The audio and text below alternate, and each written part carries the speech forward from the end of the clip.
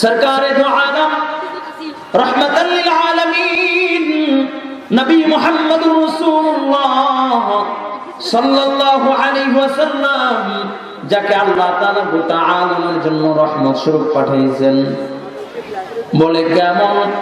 বলে তার মাকাম কেমন? বলে দুনিয়ায় আল্লাহর নবী সাল্লাল্লাহু আলাইহি ওয়াসাল্লামের চেয়ে সুন্দর কাউকে বানায় নাই, জান্নাতেও নবীর চেয়ে সুন্দর সুন্দর কোনো কিছু বানায় নাই। সৌন্দর্যের নিয়ামত আল্লাহ তাআলা তার বন্ধুকে দিয়েছেন, আল্লাহ তাআলা ইলমের নিয়ামত তার বন্ধুকে দিয়েছেন। তার বন্ধু বলেন, উতিতু ইলমাল আউয়ালিনা ওয়াল আখিরিন, পৃথিবীর শুরু লগ্ন থেকে নিয়ে শেষ পর্যন্ত যত ইলম আছে আল্লাহ তাআলা সমস্ত ইলম আমি মুহাম্মদুর রাসূলুল্লাহকে দিয়েছি। শুধু কি তাই? আল্লাহর নবী জ্যোৎস্না রাত হাঁটতেছে, আবু জাহেল এসে বলে, মুহাম্মদ তুমি যদি আসমানের চাঁদকে দুই টুকরা করতে পারো তাহলে আমরা কালিমা পড়ে মুসলমান হয়ে যাব।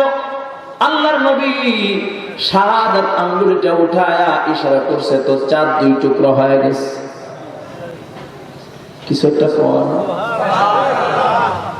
কি সুবহানাল্লাহ, কি বলবেন? নিয়ে বাড়িতে যাবেন না? জোরে কর না। ও পাশের মহিলারা শুনলে আবার কষ্ট হয়ে যাবে। জোরে কর না সুবহানাল্লাহ। আপনার আমার নবী সরকার দো আলম চাঁদ কি ইশারা করছে, তো চাঁদ দুই টুকরো হয়ে গেছে। তারপর আল্লাহর নবী বলেন, ওয়ালা ফখরান, আমার ভিতরে কোনো ফখর নাই, আমার ভিতরে কোনো অহংকার অহমিকা নাই, আমার ভিতরে কোনো দিমাগ নাই, অহংকার নাই। সুবহানাল্লাহ। এটা হলো রহমানের গোলামের গুণ, তারা নিজেকে নিজে মিটায় দিবে। আল্লাহর নবী সরকারে দো আলম নবী মুহাম্মদুর রাসূলুল্লাহ সাল্লাল্লাহু আলাইহি ওয়াসাল্লাম মসজিদে নববীর ভিতরে বসা। এমন সময় হযরতে আবু যর গিফারি রাদিয়াল্লাহু তাআলা চাদর মুড়ি দিয়া হেঁটে চলে যায়। জিবরাইল আলাইহিস সালাতু ওয়াস সালাম আল্লাহর নবীর কাছে হাজির হয়ে গেলেন। জিবরাইল আলাইহিস সালাতু ওয়াস সালাম ডাক দিয়ে বলে, ইয়া রাসূলুল্লাহ, ইয়া হাবিবাল্লাহ, ওগো সরকার, ওই যে চাদর মুড়ি দিয়া হেঁটে চলে যায় আপনার সাহাবী আবু যর। আল্লাহর নবী ডাক দিয়ে বলেন, জিবরাইল, তুমি কিভাবে আবু যরকে চিনলা? কেমনে আবু যরকে চিনেছো? জিবরাইল ডাক দিয়ে বলে, ইয়া রাসূলুল্লাহ, ইয়া হাবিবাল্লাহ, আমি জিবরাইল শুধু আবু যরকে চিনি তা নয়, আসমান ও জমিনের ভিতরে যত ফেরেশতা আছে সমস্ত ফেরেশতাদের মাঝেই আল্লাহ তাআলা আবু যরের আলোচনা করে। সমস্ত ফেরেশতারাই আবু যরকে চিনে।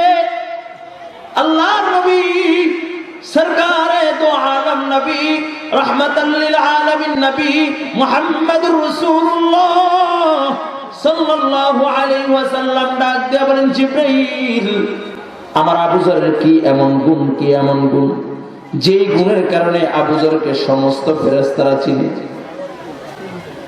জিবরাইল বলে, ইয়া রাসূলুল্লাহ, ইয়া হাবিবাল্লাহ, আবু যরের এক নাম্বার গুণ, আবু যরের এক নাম্বার গুণ লিসগারি লিনাফসি, আবু যর নিজেকে নিজে খুব ছোট মনে করে। সুবহানাল্লাহ।